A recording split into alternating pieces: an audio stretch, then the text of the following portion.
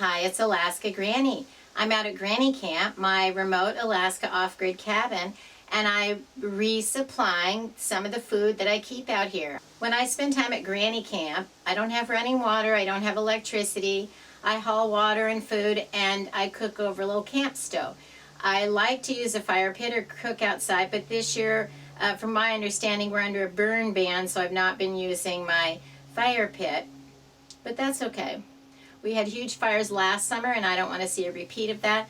So take care, if you're out in the woods, that you do pay attention to those burn bans and advisories. Anyway, I thought I would share with you the foods that I brought, and I consider these my 25 essential foods that I always want to have on hand. For any kind of an emergency situation, any kind of time I can't go to the store, the most important foods, the day-to-day foods that I stock up on, and these are the items that I also have out at my Granny Camp. I can make a meal with them, I don't need to have to cook very much, and I can still have meals. No matter the situation, any emergency and every day in life, you need fresh drinking water.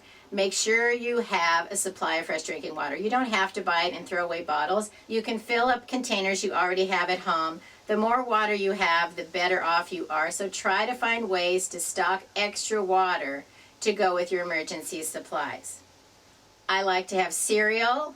I like the shelf-stable milk. It doesn't need refrigeration before you open it. And when you purchase it at the store, it usually has at least a year of shelf life on it before you even need to open it. I've kept them in the refrigerator unopened, and I've opened them and they were fine. A year expired.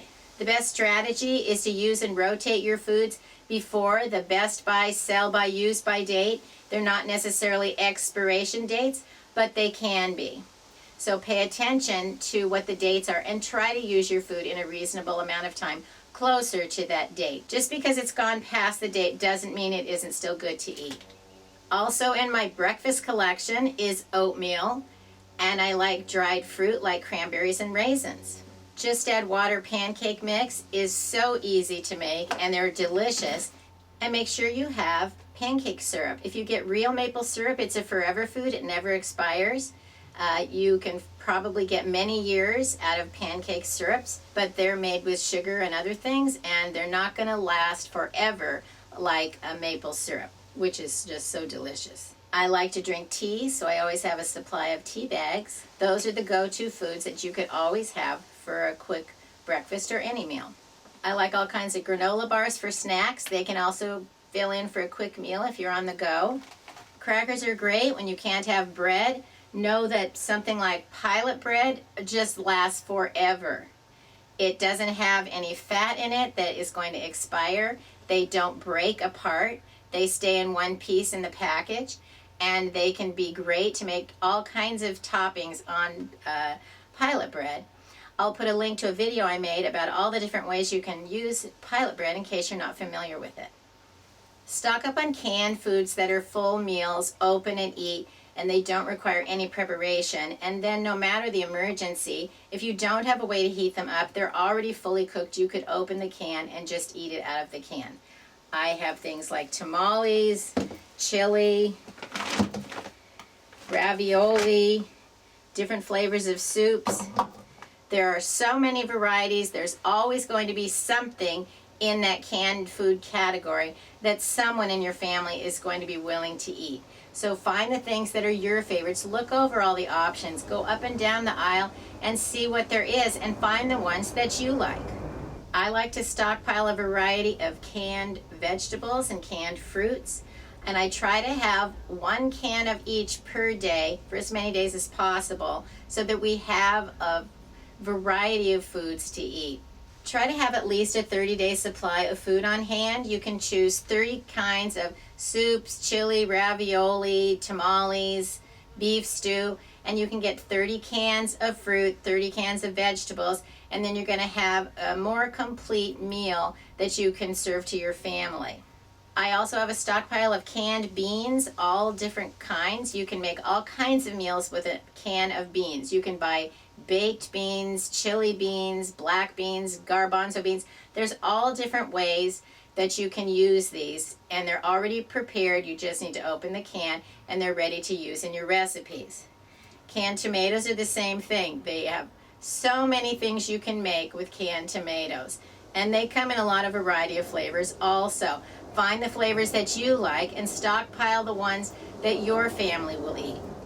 I like cans of meat. My favorite is canned chicken, but I also have tuna, roast beef, corned beef, ham, any kind of canned meat that your family is willing to eat. Don't buy kipper snacks if no one is going to eat them, and don't buy something that you don't know what it is without trying it. If you think you might enjoy something like Vienna sausages, buy one and try it. If you don't like it, never buy it again. If you do, you can get more. But don't go and buy 10 cans of something you're not sure what it is. Test it first, and then you have made the best use of your food storage space and dollars by actually storing food that your family is willing to eat. Peanut butter is great to have on hand. I always buy the small jars simply because once you open it, it begins to expire, and nobody wants to get into the very bottom of a huge jug where it's dried out and maybe doesn't taste fresh anymore. Peanut butter can go several years past the best by, sell by, use by expiration date. Don't count on that forever because there's oil in it. I've opened peanut butter that was several years past the date and it had turned rancid and it wasn't any good anymore. So once again, rotate your foods within a reasonable amount of time. Get some jars of pasta and some dry pasta noodles. I like the Classico pasta sauces because they come in a mason canning jar. After you've used it, wash it out. You can add a regular sized mason canning jar lid, and you can use these to store dry foods. I love the Idahoan mashed potatoes. They only require water. You just add 2 cups of water, stir it, and it's ready to eat. The nice thing about a mashed potato package, you can top it with some soup and you have a more filling meal. You can also do the same thing with rice. If you buy cans of spicy tomatoes, you can mix cans of spicy tomatoes with cooked rice and you have like a Spanish rice. I also like the Betty Crocker muffin mixes. They only require water and they make 6 nice muffins. The mashed potatoes and the muffin mixes last several years past their date. I usually bring them home and stash them in a 5-gallon bucket, put on a lid. I don't worry about sealing it up with Mylar. I leave them in their package, but I put them in the bucket to help keep some of the air out and to keep anything from infesting it. I've used these several years past the sell by, use by, best by, or expiration date, and they've been terrific. I like to have oil. Olive oil and canola oil are my favorites. I like the little jars of bouillon. 1 little jar equals 12 cans of broth. So there's a lot of food packed into a little space. They're an easy way to season things, don't take up very much room, and they last a long, long time. These are my favorite pantry foods. If I needed to look into my actual refrigerator, there are several things that I keep in the refrigerator that last a long time. I like to store those refrigerator biscuits. I like to store grated cheese, and I like to have tortillas.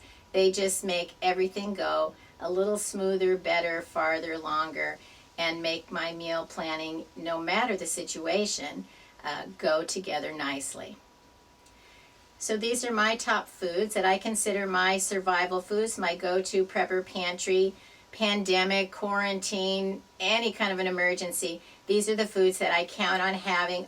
I feel better when I have these foods in my pantry stockpile. Then I know that no matter what the day brings, I'll be able to make a meal for my family, and that's a great reason to be a prepper.